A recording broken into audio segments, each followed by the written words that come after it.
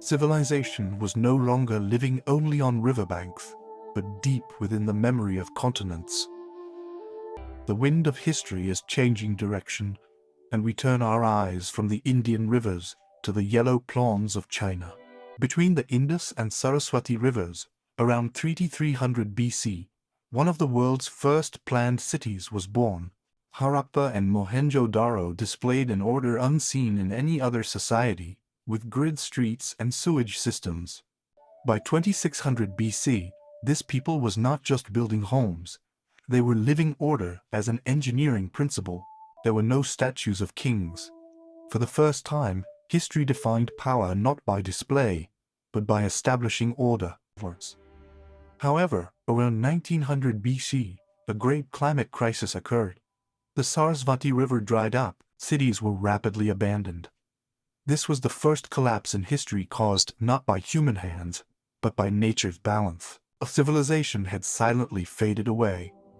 This was history's first major warning regarding the human-nature relationship. The silence did not last long. Around 1500 BC, a new sound rose in the Ganges plain. The Vedic chants. They did not build stone cities, but they built a universe with words. Knowledge was carried in memory, not on walls. The texts spoke of Rita, the order of the cosmos. Man's duty was to live in accordance with this harmony. Society's order was likened to the universe. Social hierarchy turned into a sacred law. Over time, people realized that truth was not in external sacrifices, but inside themselves. With the Upanishads, a historical introspection began. The question was now, who am I? The answer was, Atman equals Brahman, meaning the essence of the individual is one with the essence of the universe. Salvation was no longer a grace from a god, but the human realizing themselves. Karma was the result of action, samsara the cycle of rebirth. Rituals gave way to wisdom. In the 6th century BC, the Buddha emerged and asked the same question: why does suffering exist? He taught that man could attain enlightenment by overcoming his own ignorance, regardless of class or birth. This ethical transformation echoed in politics. Chandragupta Maurya united the kingdoms, but the real break came with his grandson Ashoka. Seeing the destruction of war, he decided to rule with mercy.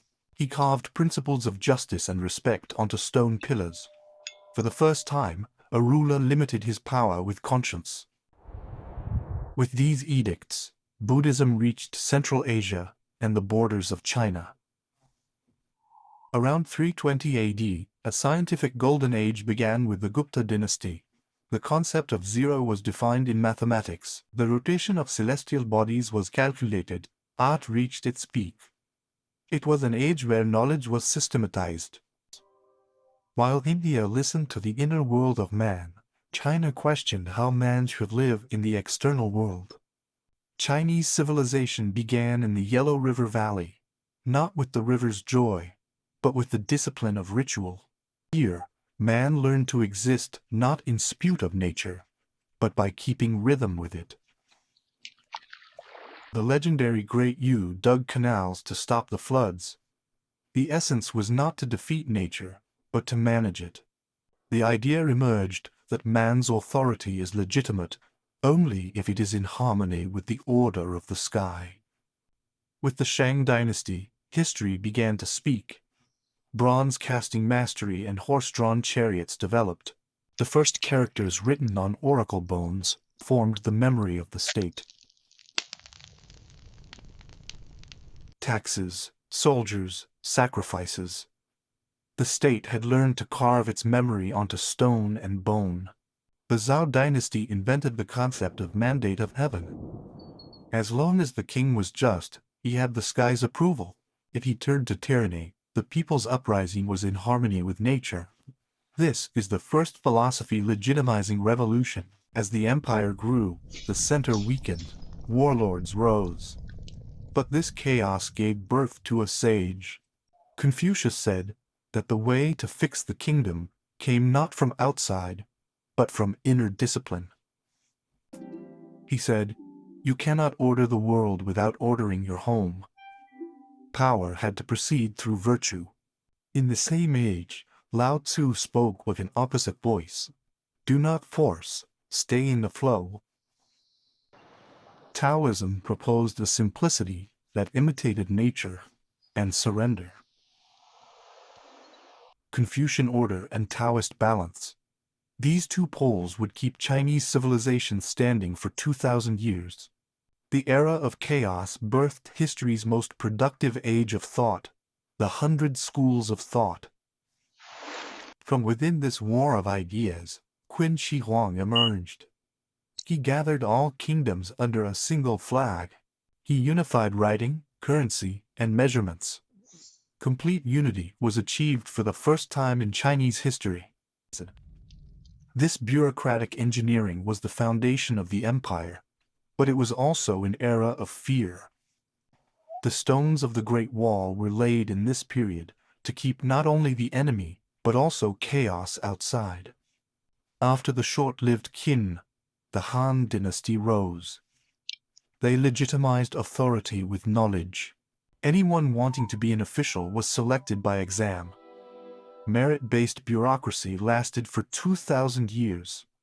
The Silk Road, connecting the world through trade routes, was opened in this age. China was exporting not only silk and tea, but also paper, gunpowder, and thought. But wealth brought inequality. The Yellow Turban Rebellion rose against this injustice. The dynasty fell, and China was divided into the Three Kingdoms era, the subject of legends. While India explored the inner world, China tried to perfect the outer world, drawing two different paths for humanity. From cities to words, from philosophy to ethics, from state to science. Each phase was an answer to the previous one. These lands are where humanity first attempted to understand the external world and transform the internal world simultaneously. This accumulation carried from the East would trigger the awakening and scientific revolutions of the West in the future. Human history began to flow not as disconnected stories, but as a single river feeding one another. And this river would continue to flow in the memory of continents, giving life to new ages. But the current of history flows on. To witness the awakening of the West in the next chapter,